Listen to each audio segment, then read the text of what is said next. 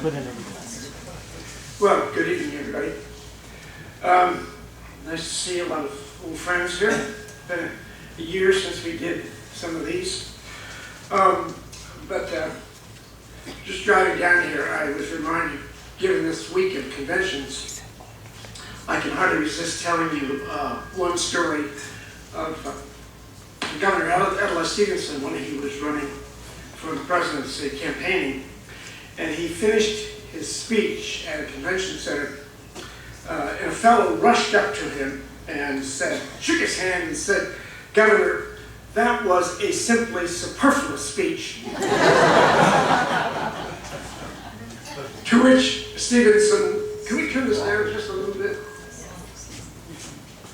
To which Stevenson replied, "Well, perhaps it should be published posthumously." And the man said, "Oh yes, and as soon as possible."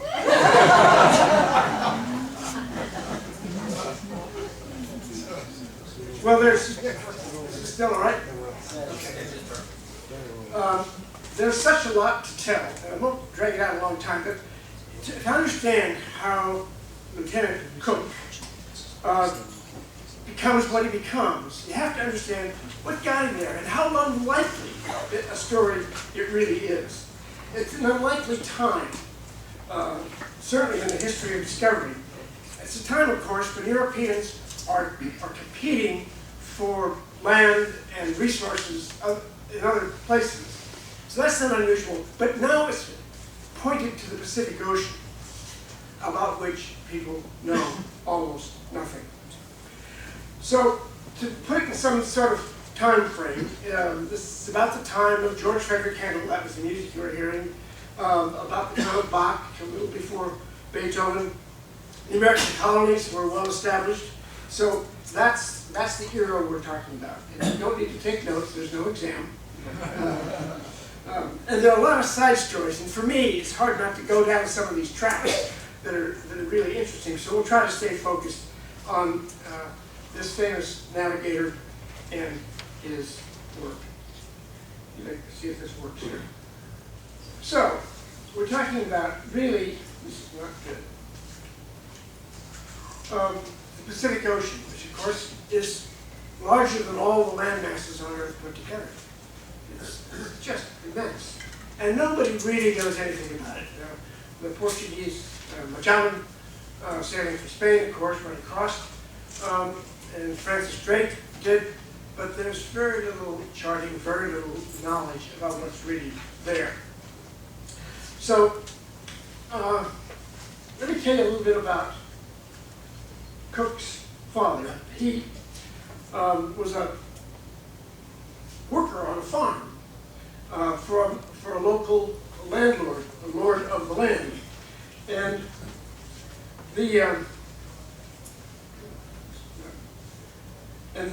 and he had two sons, James was one, and they were known by the landlord as a very good team, the three men, senior and the two sons. And the landlord took a liking to James and saw something special in him that merited paying attention to. And so he put some money aside for James to go to the local schools. Now, Cook's parents, James Cook's parents, could never have afforded that. So his hard work very early on got him something. All these things you'll see get pretty close, tightly related. Well, after he gets to age 16, which is when you essentially finish school, his parents want him to go to be an apprentice in some trade. So they get a job for him in an upholstery and grocery shop, kind of an odd combination. But it's a job, and it's not very interesting, but he has the opportunity, because it's a coastal town, he has the opportunity to go out with the local fishermen, and it's the first time he's ever been on the sea. So it's quite exciting for him to be the afternoons spent with these local fishermen. And certainly it must have made going back to the shop pretty uninteresting. And finally, James asked the fellow who gave him the job, the shopkeeper, if he could be released from his indenture. Because once you got an apprentice, you were supposed to stay there. But the shopkeeper said, yes, if you want to do something else, you are released.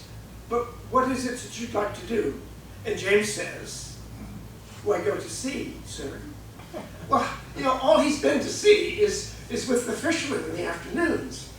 But, so he applies to John Walker, of course, a guy who ran a fleet of ships in Whitby.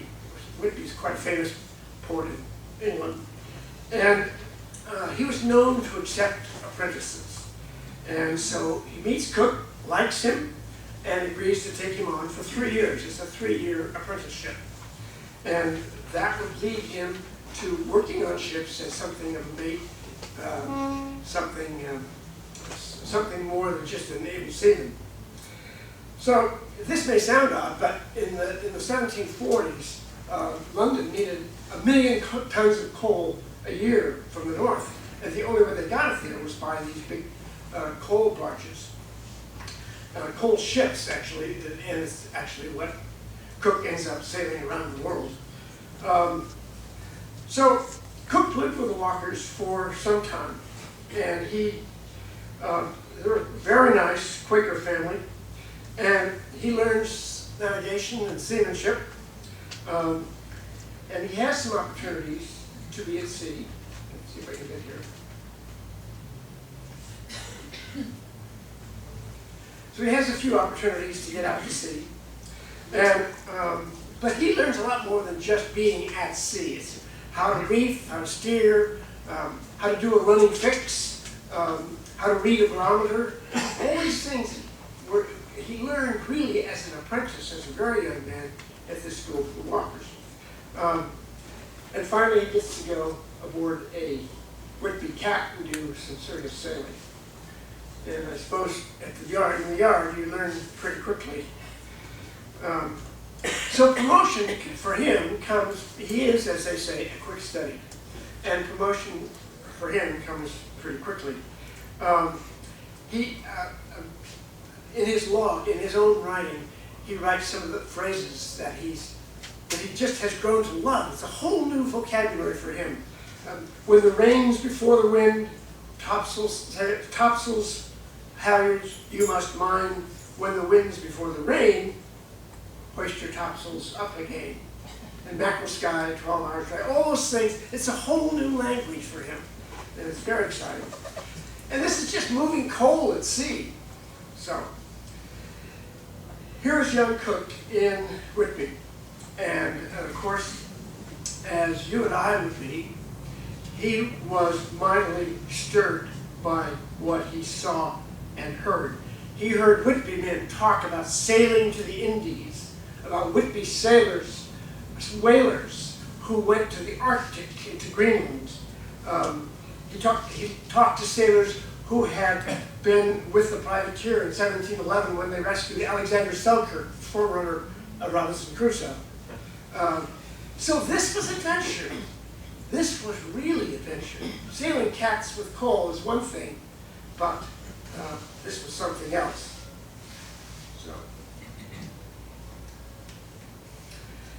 So he learns all these things. And it's a good thing he learned well, because that was going to serve him well later on.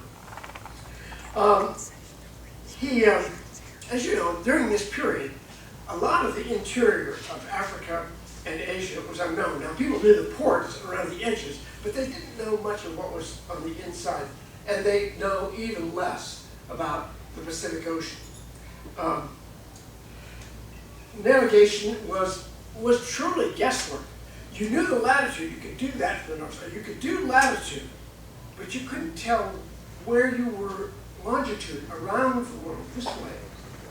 So if you found something, you probably couldn't find it again. That was a real problem, because there wasn't a way to trace where you had been. So here was the challenge, and you just have the sense that he finally sees what he is instinctively made for. Well, with the Walkers, he spent 9 years on different ships in the coal trade. And then, this is one of the ships. They're beautiful, aren't they? But it's a coal trade ship. That's how they got coal from the north of England. He spent 9 years for the Walkers, and now it was time. He could either become a master, or and actually Walker offers him a position. But it's a dangerous, dangerous business. It's not just sailing. If you've sailed, any of you sailed in the English Channel, probably many of you have. It can be really a very nasty place. And for example, on one occasion, and his ship was one of them, 15 coal ships started from the north of England to sail to London. Only 6 made it, and all the rest lost with all hands. When these ships went down, they went down with everybody. Nobody swam. So it's a dangerous, dangerous business. But, you know, these hardships, in a way, work to help Cook for later on, because it seems to harden him against real hardship, which he certainly has later on. So, compare life in the English Channel with coal trade with something like,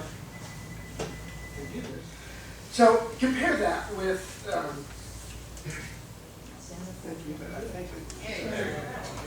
compare the coal trade then with ships like this. So when you get down to London and you see ships in the Thames that are just immense, you think, whoa, this is something. This is not coal trade anymore. So, and then a view like this of a Britannia, ship of the line, well, coal trade looks somewhat less enticing than it did before. And Walker has offered him a job, though, good job, being a master of his own boat in the coal trade. And this is one of those decisions that Cook makes that changes his life. And he says, no, thank you, sir. I've heard enough about Abel Tasman, Francis Drake, Anson, Dampier, Flint, all the rest, and I would like some of that adventure. And so he turns Walker down, and Walker says, what are you going to do? And he volunteered for the Royal Navy.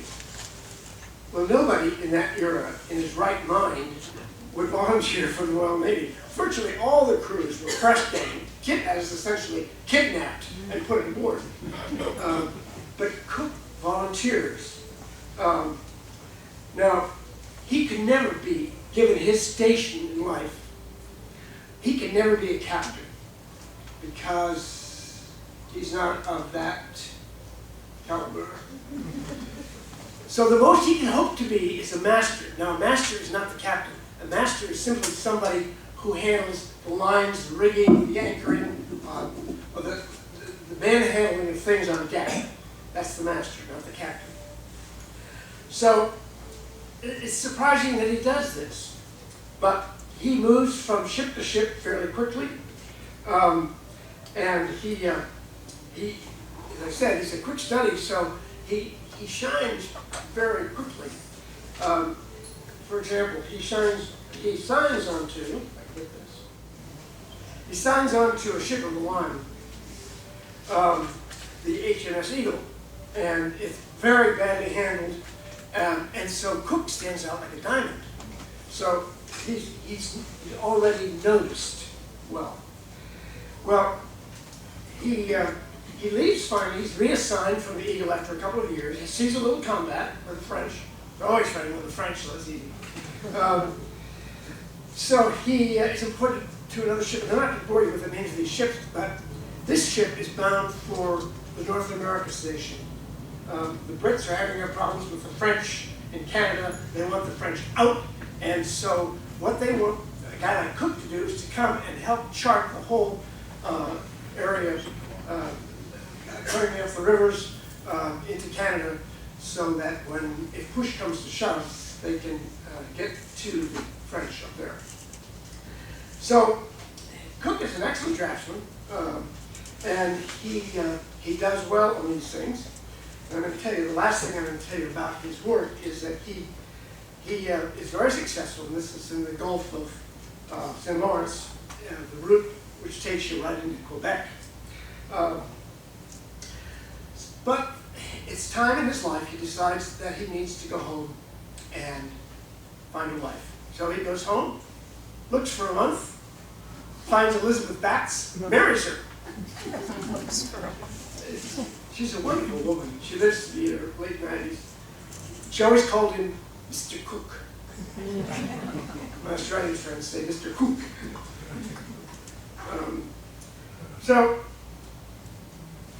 he has done some interesting things. He makes one last trip back to North America. And he, unknown to him, he's regarded by his superior officers as someone to keep an eye on. Despite his lowly upbringing, this guy has something special about him.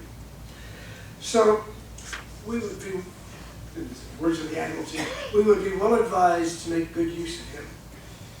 Well, Cook goes back to North America, and then occurs one of those seemingly innocent but life-changing events. And we will be through these life-changing events. And Cook, there's all kinds of portraits of him. I mean, they're quite sure which is the most accurate, but it changes in life. I think this is about the right era, about the right year. But what happens is he learns, when he is in North America, of an eclipse of the sun that would occur in August, the 5th of August, 1766. Well, not that big a thing, but he makes some observations. And those are transmitted to the Royal Society in England. And the Royal Society is a very important operation in England, and immediate ties to the Admiralty. And so, once again, Cook is noticed for having made these observations. And he does all this, by the way, without any formal education. He does this without any association with other scientists. He just is by himself doing this stuff. So the scientific interest, by the way, at this point, particularly by the Royal Society, is that of astronomy. They want to know, to be able to accurately chart the solar system, the known solar system, and to be able to calculate the distances between planets, between the Earth and the Sun, between the Earth and Venus, all the way through. So, astronomer Halley, as in the comet, believes that tracking the planet Venus across the face of the Sun, one would be able, if you took enough measurements from 3 different places in the Earth, you would be able to know some of this information that then you could calculate these distances. Well, there would be here it is 1767. He said in 1769, this is going to occur. And it won't occur again until the 1860s. So this is it. We either have to do it in the next 2 years, or it's not going to happen. So oddly enough, they assign one person to go to the North Cape, that's the top of Norway, another person to go to Hudson Bay, and then third, rather vaguely, to the Pacific Ocean. Well, that's a big place. I mean, where to go? Well, the only place they know to go is Tahiti, because Wallace had been there a year before. Okay, so that's what this interest in astronomical observations is. Well, the Royal Society gets its act together and says, we're going to do this. We're going to make this happen with the cooperation of the Admiralty. Then a fellow named Alexander Donald, who's essentially a jerk, decides that he will lead the expedition. He's very well connected. And he will lead the expedition. And Admiral Hawke of the Royal Navy says, I love the song, I'll read it to you. I would rather cut off my right hand than permit anyone but a king's officer to command one of his majesty's ships. So, Dalrymple is out. Now, it's early 1768, and remember this is going to take place in 1769. Somehow, you got to get a ship halfway across the world. It's not like going to LAX. So, all of this is unknown to Cook. His name surfaces in the Admiralty. Well, he's just a farm laborer's son. Are you serious? Yes. Here is a guy who has enormous potential. So Cook doesn't know any of this, except he is brought forward, and he's not made a captain. That would be too much for the Admiralty. But only a lieutenant in the Royal Navy. Nevertheless, suddenly, this farmer's son is in command of the Voyage of a boat to go to Tahiti and to make these measurements. Well, there's no time to waste, of course. There were actually two parts to his going. One is to do these measurements, that's true, to track the passage of Venus across the sun, how long it would take on this particular date in June 3rd, 1760. So, by the way, they don't know exactly where Tahiti is. They know the latitude. So Cook's plan is to get north into the Pacific, or into the South Pacific, but north from Cape Horn, and then just run down that latitude until he finally bumps into Tahiti. Which is about the only way you could do it, because there was no way to know otherwise. So, but the second part is this, which was certainly, maybe it was the first part, but these are sealed orders, and they're not to be opened until Endeavour is at sea. So, let me read you what the sealed orders were. Because of various supported and supposed sightings of peaks, the Admiralty's direction is, there is reason to imagine that there is a continent or a land of great extent.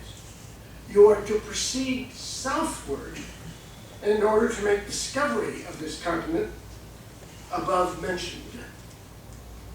Well, they're not talking about Australia, which was then called New Holland.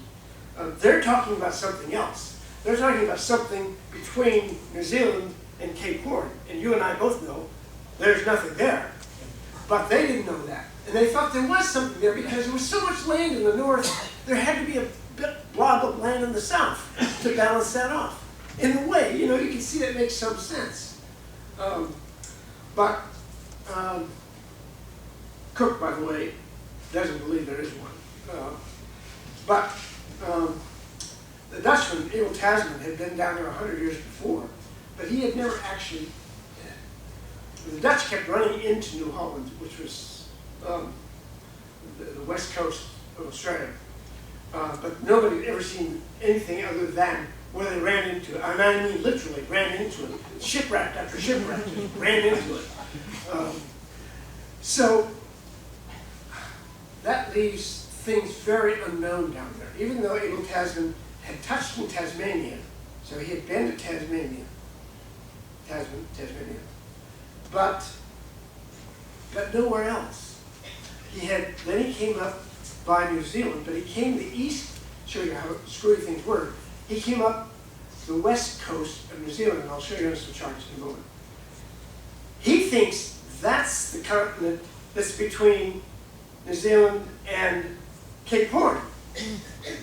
So he doesn't see the east side of New Zealand, he only sees the west side, and he thinks that's the edge of a huge continent.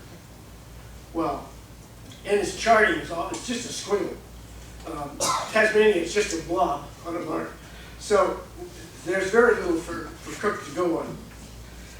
So now you're really up to date on where Cook got to be, where he is.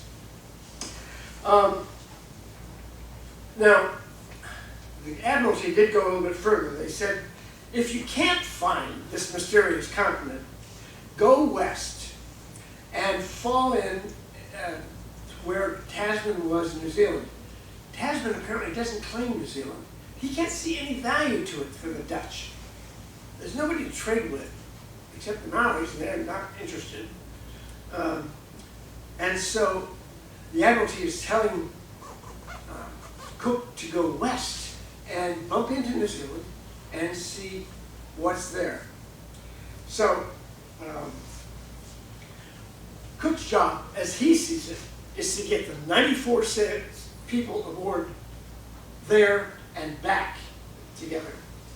By the way, the ship is only 97 feet, so 94 people, 97 feet. So it's comfortably crowded. So Cook, by the way, doesn't get to choose his ship. He before he's even appointed, it's chosen for him. But it's one of those ships that he sailed in the North Sea. So it was perfect for him. He knew them backwards and forwards. It was perfect. Fairly rounded bottom, so when you went around, which you certainly were going to do at some point, it would be fairly easy to get off. Didn't go to weather so well, but none of those ships did in those days. So now along comes a guy named Joseph Banks. If you don't know anything about Banks, he's a wonderfully interesting character. Young, 25, very wealthy, is an amateur botanist, and he fancies himself as the person who should lead the voyage to the South Pacific. And he has enough pull for the Royal Society that he can do it. And so he comes aboard, and of course, the ship's already crowded. He brings 2 servants, 2 greyhounds, an astronomer, a painter, and another sketch artist. Well, it's all very crowded. Cook has almost no place, and Cook was a tall guy, almost no place to lay his head. Banks, with his upper class position, just took over pretty much what he wanted. The average age on the boat was, Cook was about 40, not quite 40. The average age on the boat was probably about 25. Although the elderly sailmaker was someplace between 70 and 80, who was essentially drunk most of the time.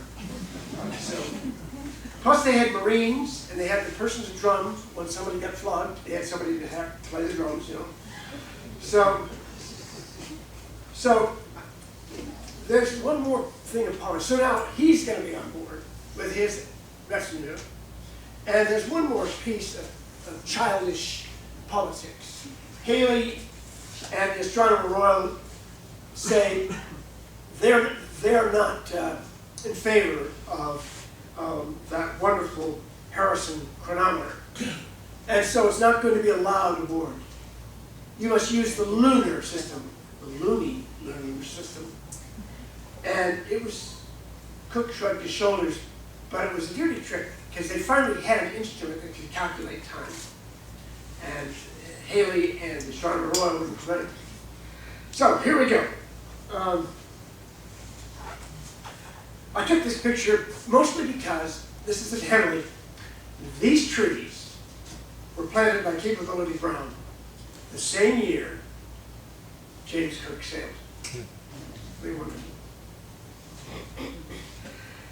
So he leaves his wife Elizabeth, 3 children, 1 on the way, and then goes down to Plymouth for some days. The commitment for Endeavour is total.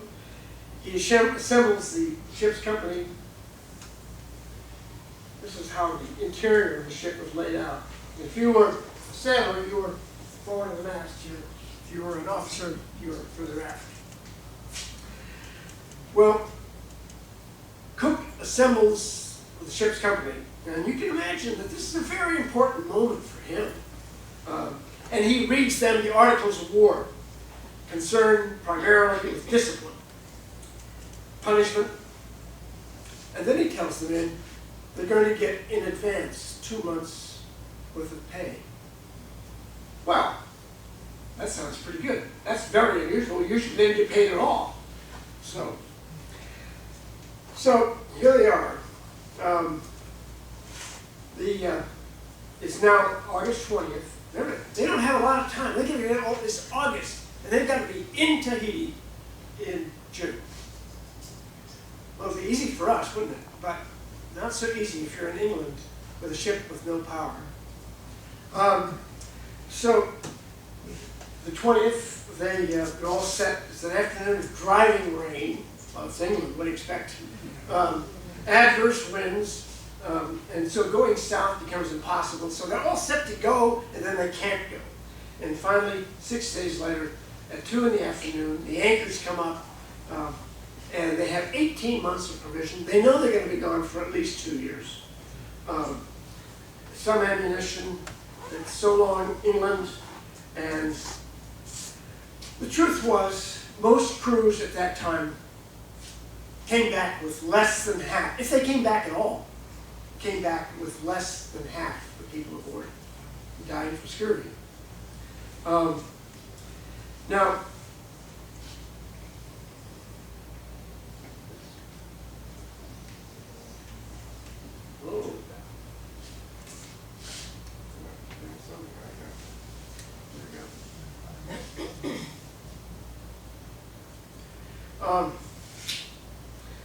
you can see, here's New Holland down here.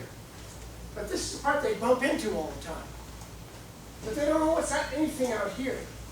They're Sydney over here, Perth over here, but they don't know where anything is here. So Cook is left with almost no direction about how to find anything. These are very rough sketches. Even his squiggle of New Zealand is just a squiggle. So they don't know which time of the year the trades blow, don't blow, which way they blow. So disasters like this usually had the reason for the disaster was bad food, bad provisioning, scurvy. They were out to sea much longer than they intended to be, couldn't get back, or they simply went down, as a lot of ships did. If you get a chance later, you might want to take a look at this chart of Cape Horn, and all these little ships down here are ships that went down, and when they went down with all hands. So, places that had been discovered,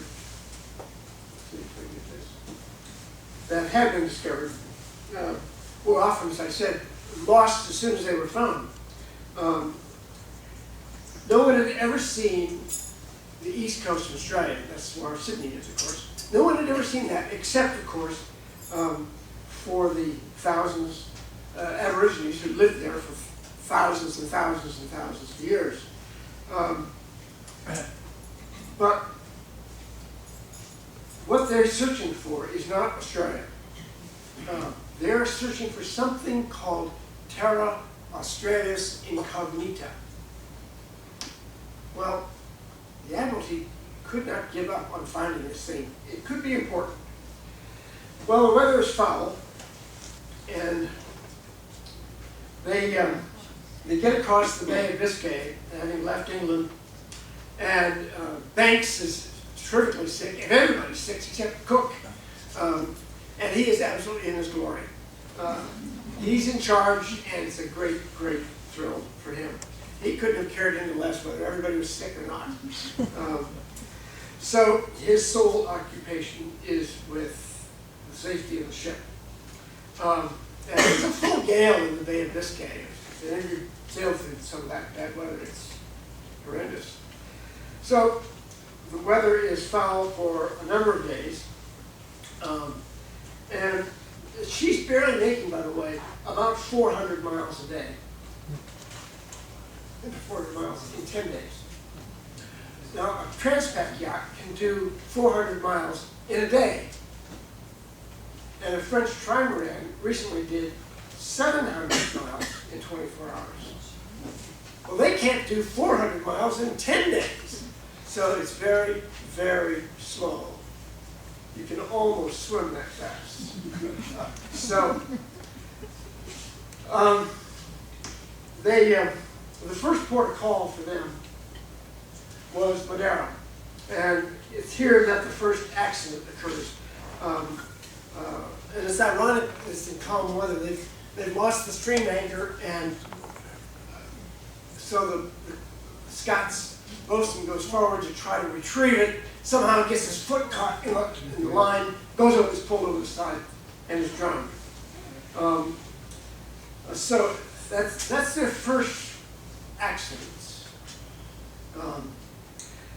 Now, knowing that ships generally lost half their crews to scurvy, it is here in Madeira that he begins his orders for men to eat meat and vegetables, and if they have it, some fruit.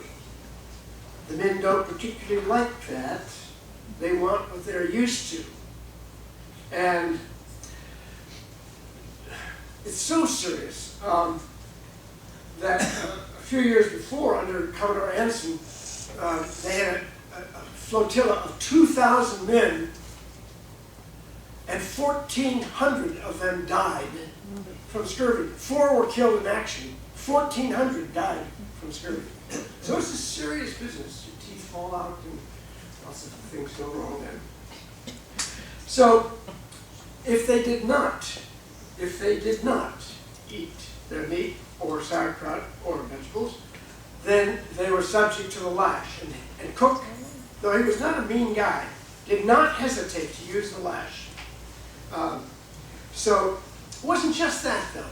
He insisted on the ventilation below, that you'd have to bring your bedding up and air it in the sunshine. He was determined, not like the Royal Navy, where they would take a silver spoon below, and if it tarnished, that meant the air was foul. He said, none of that. We're not doing that. I want the cook's pots tarnished. I want everything cleaned up. And that's a big part of preventing scurvy. So the cat was really the only, cat of nine tails, was really the only thing that Cook had to punish people. The only other thing that he could really do was in extremis, and that is for mutiny, you hang somebody. No question about it. You just hang him. That didn't happen. But he did not hesitate to use the cat when people did not follow instructions. They go across the Atlantic, and it's a fairly strong crossing across the Atlantic, and then they come to Rio. And they spend a little time there. It's kind of odd in Rio. They get into port, and the Portuguese are very suspicious of this ship because it's not a man of war. And it's not a, what is it? Must be a ship of spies. So they don't allow anybody to go ashore in Rio. Well, of course, Banks and Solander, a few of those guys, it gets dark. Bam, digging over the side, they go right ashore. And they're collecting plants and animals like mad and bringing them back. So they spend a short time there, and then as they're leaving, a sailor who Cook was very fond of, Peter Flower, slips in the rigging just as they're going out of Rio Harbor. Slips in the rigging, down the sail and over the side, and is drowned right away. And who knows, it was rum or whatever.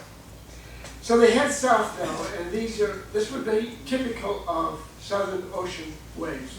Very big, very cold, great slamming gusts that come into a ship. Lots of thunder and lightning. It's deafening at sea. And never seems to weather at all.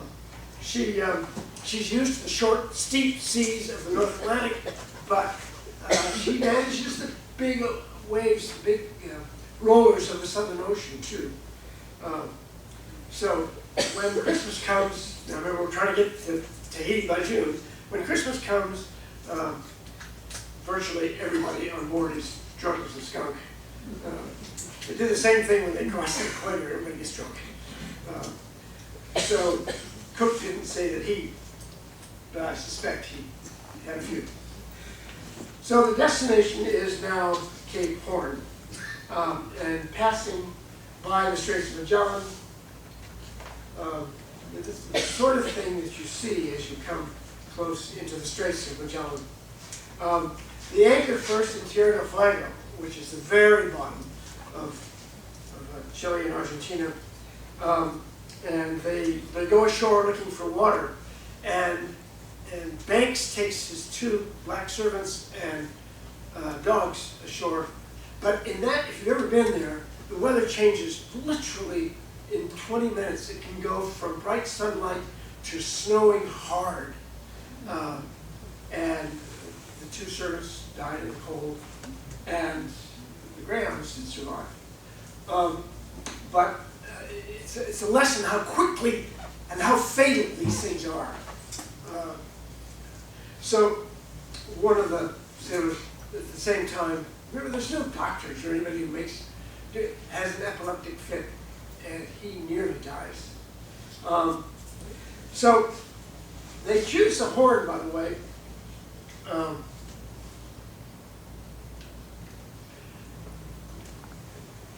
took this is just adjacent to Straits of Magellan. They choose the Horn because in the Straits, there's very difficult holding ground. When the wind comes pounding in from the west, the holding ground underneath you is terrible. It's very confusing. Even today with some things marked, it's very confusing getting through there. You could go down countless tributaries and have it be dead end. And remember, you're in a square rigger, like a giant square rig saddle. And so it's not easy. And so that's one of the reasons that people chose to slam up against the big rollers of Cape Horn rather than get involved in areas that were very tight. At least at Cape Horn, you had some sea room. You had some room to work. So they choose the Horn. Now, what you could do is snugger down by taking all the lumber below, anything heavy on deck you brought below to try to reduce the wildness of the boat's motion. But when they get to Cape Horn, it's also known as Crouching Lion, but you can kind of see this. But when they get to Cape Horn, it's not so fearful after all. Oddly enough, it's the 31st of January, so maybe that's their summer. It's summer, so it never gets there. It could snow this afternoon. But he gets there, and the wind drops from west-southwest, calm, goes to east. So now you're going with the wind around Cape Horn. Well, it's crazy. But if you read the sailing directions that we know now, about one every 15 or 20 days, things do back at the Horn. Well, of course, they didn't know that then. But Cook is smart enough to realize this is extraordinary luck. And so he puts out studding sails, which are sails which go out from the ends of the yards with lighter canvas, usually for light downwind sailing. And I loved Alan Villiers, who's I think the best biographer of Cook, says, the competent, watchful, stick-at-it yachtsman, Yorkshireman, came around with studding sails. Good Lord, the man set studding sails off the pitch of the Horn. Well, it is pretty amazing. By the way, Cook never went back that way. So he knew how he was. So Cook,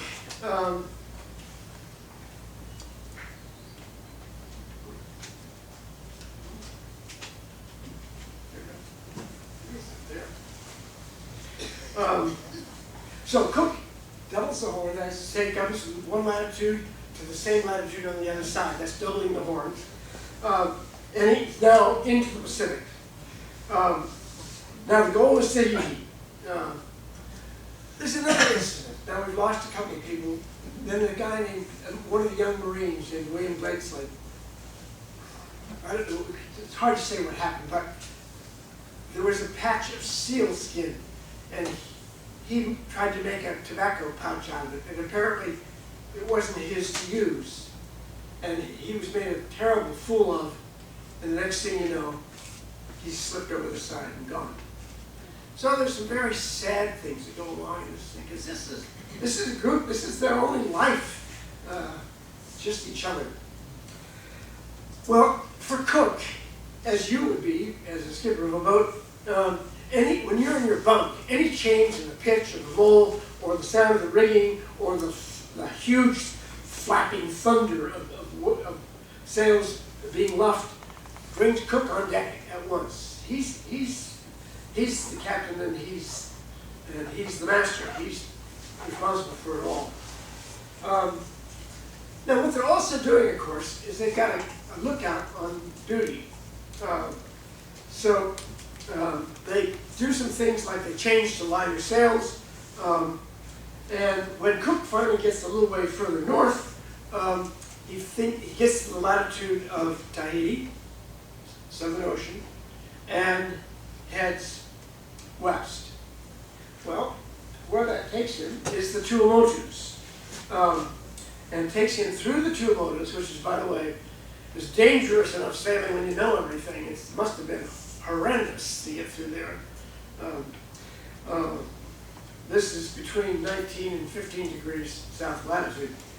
Now, as they sail through, the natives are wildly waving their spears, so it's unclear whether they were friendly or defiant. The islands today, of course, are French, so it may be still unclear. Finally, they anchor in Manuai Bay, surrounded by a huge number of canoes. Remember, Wallace had been there 2 years before. Now it's in April, so they are 3 weeks ahead of time. But I mean, that's a pretty dangerous margin with a ship like that being there 3 weeks ahead of time when they have to do it. By the way, there had been a goat that sailed with Wallace on the Endeavor, on his ship around the world, and the same goat was with Cook on this trip. So this goat had been around the world once and half again. But the last time he was there, he butted one of the chiefs over the side. And so this time, the Tahitians were very cautious when they came aboard, but they were glad to see that the goat was tethered. So they get along all right. And this was a quote that Cook used. He said, there will be a couple of people appointed to trade with the natives, and Cook orders them to treat them with all imaginable humanity. This is not typical of sailing captains in that era. No one else was to trade. Things go well with the chieftains. They are able to buy hogs, breadfruit, fruit, vegetables. So things go well there. And then he finally,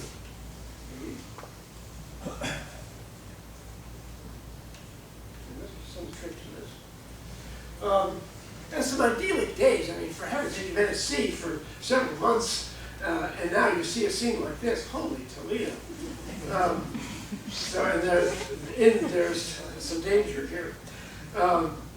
So, a couple of days later, Cook takes possession of Point Venus, and that's where they're going to build a kind of clumsy little fort.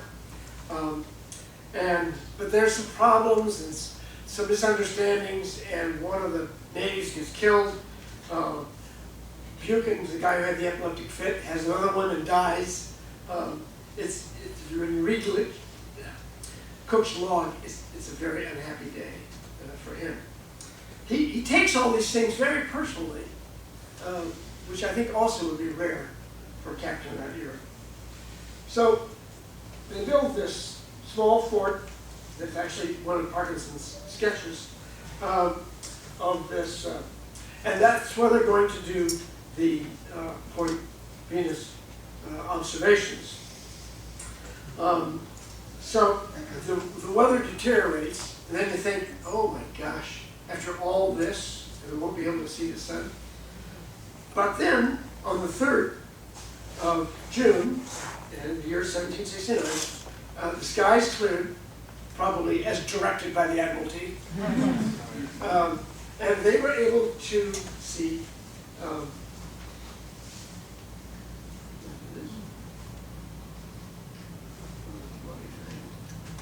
and they were able to determine very accurately that Venus crossed the sun in 3 hours, 14 minutes, and 8 seconds. So you see, remember all that stuff about Cook piloting and observations, charting, and all this? He's a stickler, and he gets it right. But Cook is now anxious to get away. He's done that part. Remember, there were 2 parts to this voyage. One was to do this for the Royal Society, and now the other is to get away.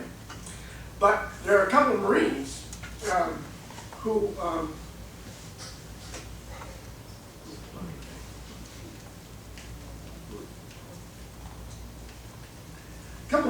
who go hiding in the mountains, and they have selected their wives, and they are, as they say, staying on. Cook says, "Not on your life." So he rounds up 5 chieftains, takes them captive, and says, "We'll let you go when your guys find my 2 seamen." Well, of course, they do finally return the 2 seamen, and it's sort of interesting. Cook actually indicates in his log, "I wonder why more men don't desert. Why does anybody want to go back to dreary old England?" So he must have thought a little bit about that himself. So now his job is to go south and to proceed to the southward, remember, in order to make discovery of the continent. To make discovery of the continent. Some new continent. Until you're at latitude 40. So you get down into what was known as the roaring 40s, the screaming 50s, where the wind circles the earth with virtually no interruption. Totally different than the Arctic. So they head south now into the cold, and it's just wretched. It's big seas, it's cold, these great slamming gusts that go on. It's not a nice time. And of course, there's no Patagonia stuff. I mean, this is canvas. And you slept where you could. And it was very, very hard. As they were leaving Tahiti, by the way, everybody comes out paddling out to see them off, including the Queen, who apparently, given her size, needed a double canoe. And there were the 2 wives of the sailors wailing away. Cook takes along a guy named Tupia, who's a young native, and he's very helpful in getting them through Huahine and Raiatea and so forth. So he gets into Huahine, and Cook presented the chief with a sign, and it's carved by the ship's carpenter, and it says, "His Britannic Majesty, Ship Endeavour," and then the date. And that was not so much of a gift as it was, let's establish who is here. So they headed south. It's very difficult. They lose another guy who has a bad pain in his stomach, and his soulmates give him a whole lot of rum, which normally would allow him to sleep through a watch or 2, but in this case it was the wrong medicine, and he slept forever. So he lost 1 more. Well, Cook, as I said, is more and more convinced that there is no such thing as another continent down here. But Banks thinks there is. And he essentially is pushing for, now remember, they're not talking about New Holland or Australia, they're talking about something else. Time after time, Banks thinks he sees it, like we all have done. It's a cloud. No, it's a cloud. And so they have all these false illusions about where it is. Now, as you head from where they were south of Tahiti and into the Roaring Forties, you're right into the Roaring Forties, and they're right out of the west, so it's blowing very hard, and it's very cold. A lot of that breeze comes right out of Antarctica. And so a square rig ship can do a lot of damage. I mean, just the pounding of the rig, pounding of the boat, just does a lot of damage. Bad enough for the boat, bad enough for the sailors themselves. Now, the animals that they got in Tahiti, the pigs, for example, are all dead because they can't survive the cold. It's September, and gale after gale, they're way south. And then, all of a sudden, Nick Young, who's a young lad of 12 on the ship, can you imagine being 12 years old and going around the world with it? Nick Young sights what is not a cloud, and it is, in fact, New Zealand. If you've been to New Zealand and you know Poverty Bay, that's where it was. They don't call it Poverty Bay anymore, they call it Golden Bay, but the headland is still called Nick's Head, which is nice. So finally they reach land. Well, what is it? Well, Banks says, it is the mysterious continent, we found it. And Cook says, not in your life. This is the same latitude that Anson described New Zealand. They called it something different then, but. So they finally get ashore, and the Maoris are sure that the English are some kind of supernatural beings because they could see where they were going by not looking, rowing. But they could remove their skins, take their jackets off. They could even remove their hair. Of course, that was their wigs. And so the Maoris were pretty astonished by it. So there's some mix-up, though, and at least one Maori gets killed. Here's Cook going ashore, trying to explain that he comes in peace, and bam, this guy's dead. So it's not a good situation. And then another Maori swipes a sword, and he gets shot, and he's dead. And then the day concludes. This is the first day they're there. Four British sailors get together, and they go out to gather 4 Maoris and bring them back and show them how generous the Brits are. And the 4 Maoris end up dead. So it's essentially the first day in New Zealand, and it's a disaster. So too much goes wrong in this beautiful land. This is North Island, of course.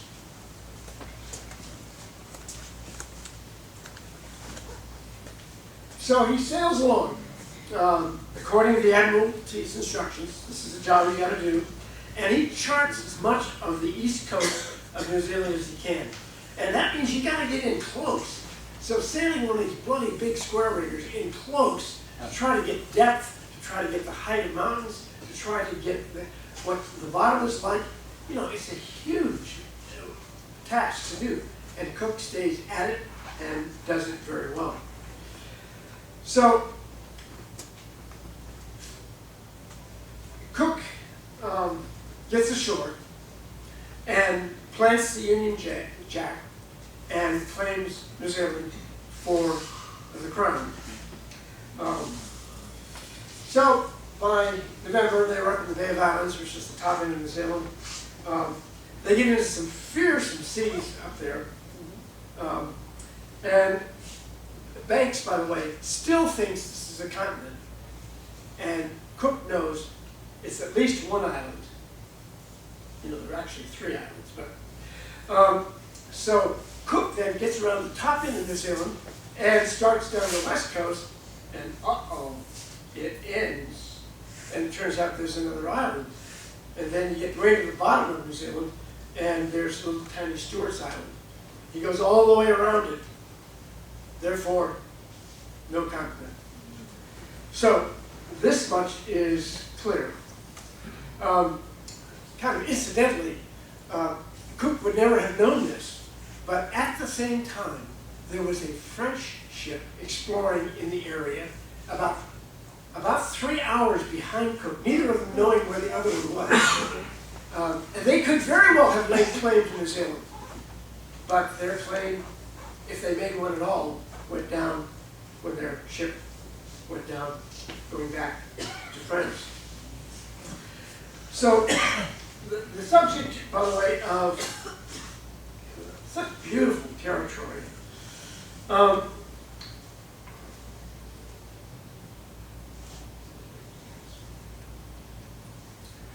This is coming around the top end of New Zealand. So, the subject of cannibalism keeps coming up. And when they were ashore at Queen Charlotte Sound, Cook and Banks joined a Maori family for an evening meal. And nearby, there were piles of broken large bones. They learned that during a recent attack of their enemies, that 7 had been killed. And Cook, through Tupia, his Tahitian kid, asks why a woman who had they seen floating out here was dead, why they didn't eat her. And the Maoris were horrified. Well, we'd never eat one of our own. So, but you always ate your enemy. So, 50 years later, it was documented that Villiers, I love some of these faces are wonderful. 50 years later, Villiers was able to get a quote from one of the chiefs who said there was one supreme man on this ship that sailed in. We knew that he was the chief of the whole by his perfect gentlemanly and noble demeanor. He seldom spoke, but some of his goblins spoke much. He came in to us, patted our cheeks, and gently touched our heads. My companion said, "This is their leader, which is proved by his kindness to us, and he is also fond of children. A noble man cannot be lost in a crowd." And Cook was not lost in a crowd. He stood out. So after circumnavigating North Island, North Island, South Island, after circumnavigating North Island, they go south and they circumnavigate South Island. So it is no continent. And finally, Banks says, "Oh, okay, this is not it." So with the replenishing of the water, it is time to take Endeavour home. There were 2 ways back. You could go back via the Horn. Remember, Endeavour's been at sea for a long time, and she's not in a position to weather terrible weather at the Horn, even downwind. So he wasn't up for that. Or the other alternative was to try to go west and see if there was anything there, what the other side of New Holland might look like. So,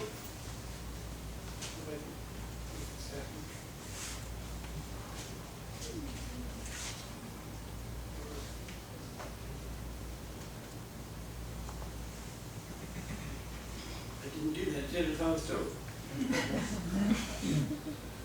So he sails along, and they knew that they would have to go around this great landmass that we know as Australia now, but they didn't know really where it was, because nobody had ever seen that side of things before. So they finished the watering though, and so they decided it is time to go. So what happens next? Cook, knowing that New Zealand is now an island, sets out to see what it's like north of Van Diemen's Land. Now, that's what Tasmania was originally called. Tasman was smart enough to name it for his boss. Very smart. So he decides to go toward the latitude of Tasmania, Van Diemen's Land, and then go north up to Batavia and then home. So he sets out sailing due west from the North Cape of South Island. And I tell you, it's the most bleak. I love New Zealand, but it's the bleakest place, and it's always cold and rainy. And it was on this occasion for them too. It's a very melancholy spot, I think. It may be raining hard, but it's with a favorable wind, and so they were able to move away from New Zealand. It's now nearly 2 years since they've left England. Then on the 19th of, this is some of the stuff that they would have seen on South Island. What a beautiful place.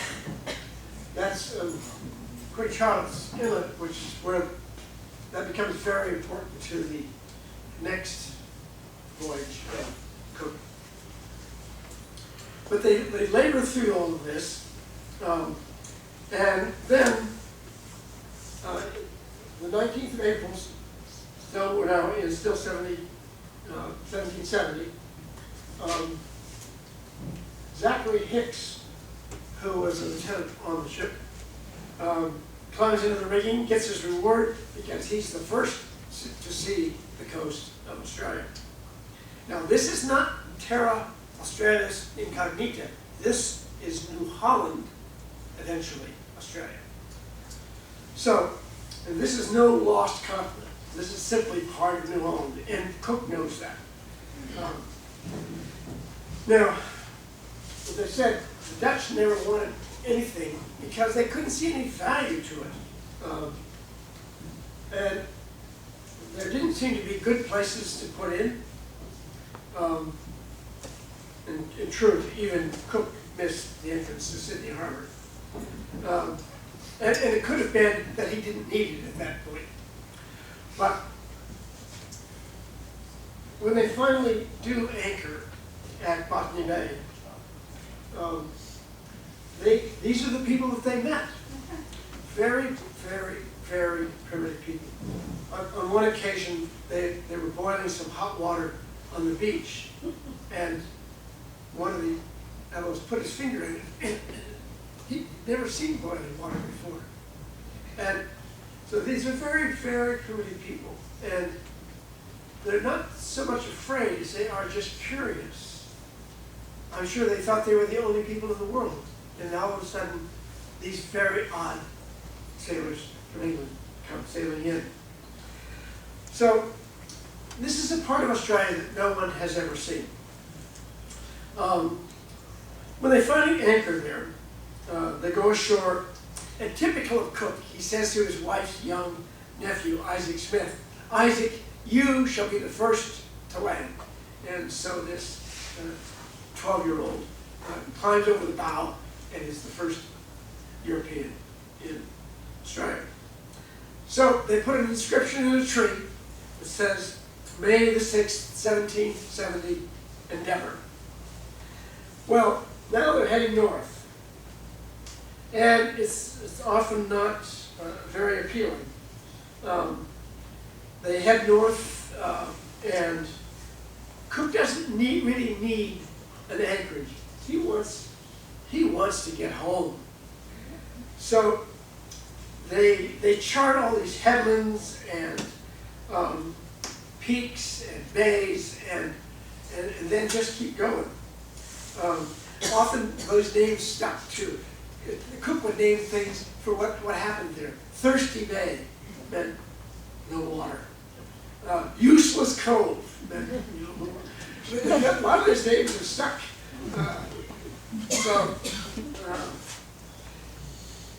They go north, and he's naming capes and headlands and everything like mad. So mostly for people back home that he needs to take care of. And all of this, I should say, is very hard on Cook. He's on 24/7, as we would say today. Uncharted waters, without power, unwieldy vessel, at sea 2 years. They're at it day and night. And once we know, as we know, of north end of Queensland begins the Great Barrier Reef. Well, it's not just a reef, of course. It's not a line of reef. It's this horrid zone of reefs, 80,000 square miles in this area. So it's huge. The length of it is 1,200 miles. And he's got to sail and never through it somehow.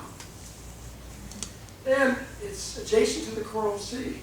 So it's a pretty dangerous area full of typhoons. And so finally it had to happen, and with unpleasant circumstances, they come hard onto a reef. And it's at high tide. Well, that's not good, because as the tide falls, it leaves the ship hanging on the rocks. So they father it by putting a sail around the ship, trying to keep the water from coming in too fast. But the pumps are going like mad, and they're not winning. But the fathering helps, and the good thing that helped was it was very calm. 2 days later, it was a full gale, and the ship would have ground itself to pieces there, and they would have been there forever, because no one would know to rescue them. So they were able to do that, and let me do this, and they get her ashore. They just keep warping her ashore with anchors and guard. Finally get her ashore and repair the bottom. The reason it didn't go down was when they put the sail around the hull, they encapsulated a huge chunk of coral, which is in the hole. So if the coral had fallen out, the water would have fallen in. So they were probably very lucky. The fathering was, by the way, not Cook's idea. It was one of his officers. So they are north. They had dumped, by the way, all the cannons, the kegs, all the casks, all this stuff over the side. Something like 50 tons worth of gear, which a lot of it has been recovered in the last 30 or 40 years. But that was an effort to lighten the boat up, to get it onto the beach so that they could repair it. You know, there's no shipyards, you just got to do this yourself somehow. So they get to shore, and Banks, of course, thinks somebody else will take care of this, and he goes off collecting specimens of all kinds. And of course, for him, it's just a wonderful opportunity to see these great creatures that are so totally new to them. So Banks is quite happy with that. I should tell you also that Cook, in 2 subsequent voyages, never went near the Great Barrier Reef ever again. So by the 4th of August, now, they were repaired, and they were able to warp the boat out to sea with the anchors.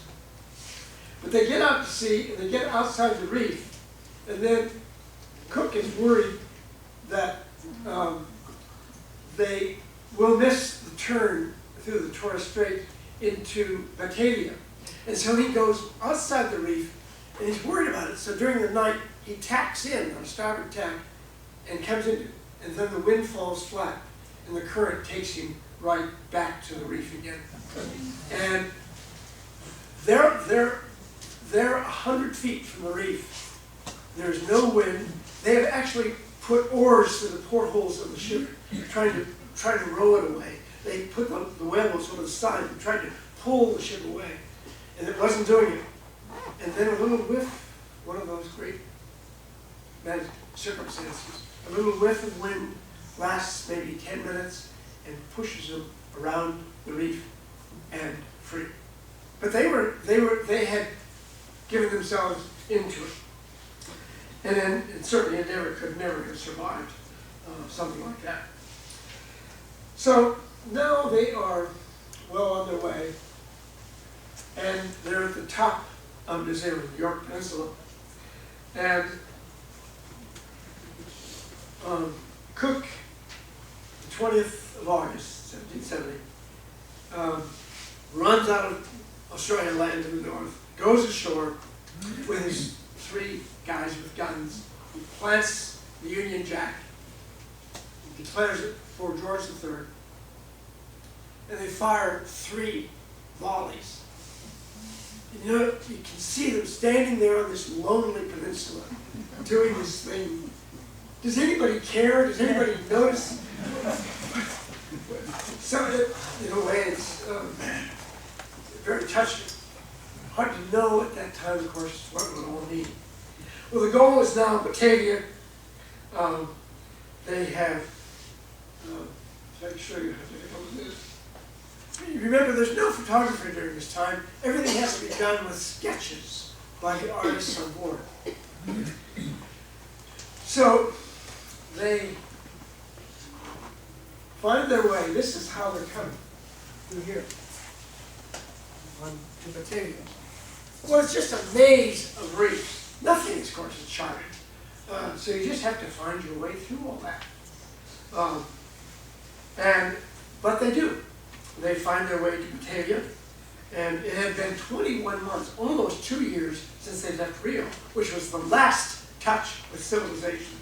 And there were actually newspapers here. Okay, they were very old newspapers, but there were actually newspapers here. And I loved one of them. Said you could learn that the Americans were refusing to pay taxes again. And the subsequent military intervention was going to be required to put down the rebellion. But that's how far away, of course, he was from all this. Who cared? I mean, who cared? That's 1,000,000 miles away. Well, Cook wasn't telling the Dutch much. And in fact, anybody who kept a log, those who could read and write, anybody who kept a log, those logs were called in, and you were not allowed. And he locked them up. Because all these things are like nuclear secrets. You cannot tell me what could be an enemy, where you've been, or what you've done, or what you've charted.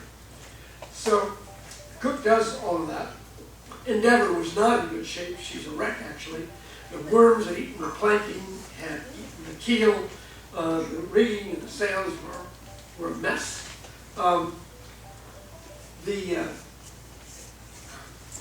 The typhus and cholera in Batavia were rampant, and that's really the thing that did them in.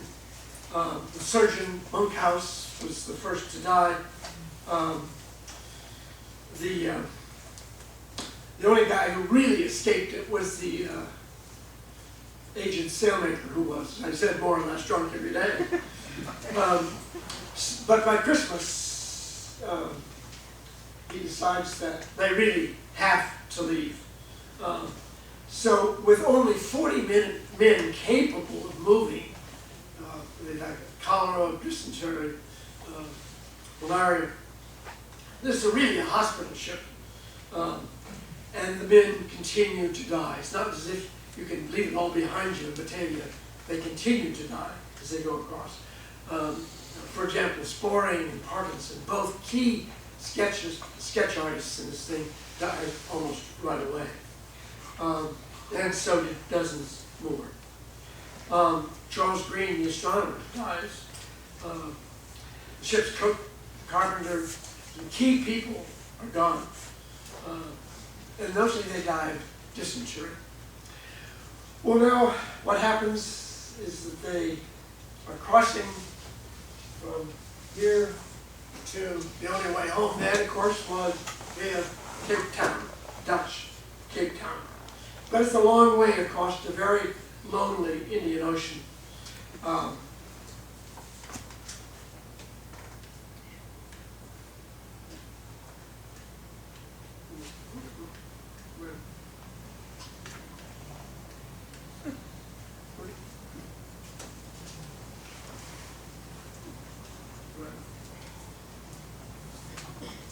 Back up, Well,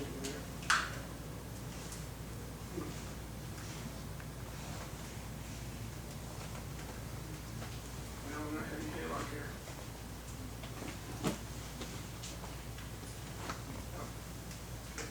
No hope. Beginning of hope. This is the Cape of Good Hope. It was not known as the Cape of Good Hope in those days. It was known as the Cape of Storms.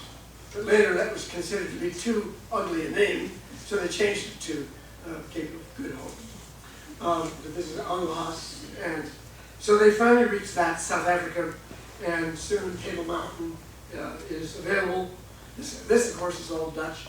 And here in Table Bay and Cape Town are 16 ships. God, it's been a long time since they've seen other real ships. So they anchor there. Cook had lost 34 men since leaving Batavia from cholera and malaria. And of course, these are all sea burials. And you know, just one sea burial after another. And you wondered who was next. So they're there for a month, and then they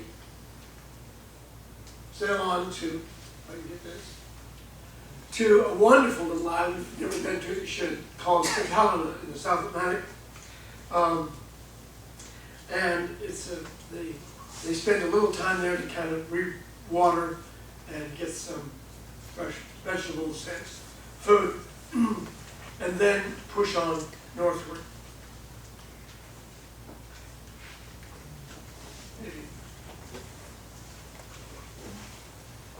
Well, July the 10th, excuse me, July the 10th, 1771, the same lad who was the first to see New Zealand sees, he has very good eyesight, sees the coast of England. That was Nick Young. And it's a good thing because at that stage, Endeavour was really beginning to come apart. Something in Cook's log, something or other is getting away every day. But the old bark holds together, and they begin to see boats in front of them as they're coming up the channel, people waiting, not hardly believing that actually Resolution is home, that Endeavour is home. There were the old bark anchors off the Deal Downs, and the 13th of July, 1771. The cloudy, windy day. It had been something like 1,074 days and nights since they had left England when that anchor went down for the last time. There were 56 men and boys aboard who were aboard when she left. And virtually nobody died of scurvy. And of course, the indomitable goat had now completed 2 circumnavigations. So Cook sends a message, they're ashore. Cook sends a message to Elizabeth saying, he will be home tomorrow. And of course, she would have no warning of this at all. But he goes first to the Admiralty. His duty is first to the Admiralty, makes his report, and then he goes home to Mile End Road, where it's then called Mile End Road, in England, in London, and you can imagine the greed. The 2 older boys were there. Their little brother had died, and so had their little sister. Within a month, there's a good chart of his voyage. Within a month, after being away nearly 3 years, the Admiralty is discussing a second voyage with the prime purpose, you won't be surprised, to settle once and for all the speculative existence of that great mysterious continent. They can't quite give up on it. Terra Australis Incognita. Well, Cook would go And again, when he found it, he was to take possession in the name of the king. It's as simple as that. So, he is promoted to captain, which is something that almost would have been unthinkable. So, given the son of a farmer in Yorkshire. Now, this next voyage would be 2 ships, the Resolution and the Discovery. Very similar to Endeavour, a little bit larger. There would be a circumnavigation of Antarctica. Almost unimaginable today. He's to circumnavigate Antarctica. And there would be other astonishing discoveries. Thank you. But you know what? That's a story for another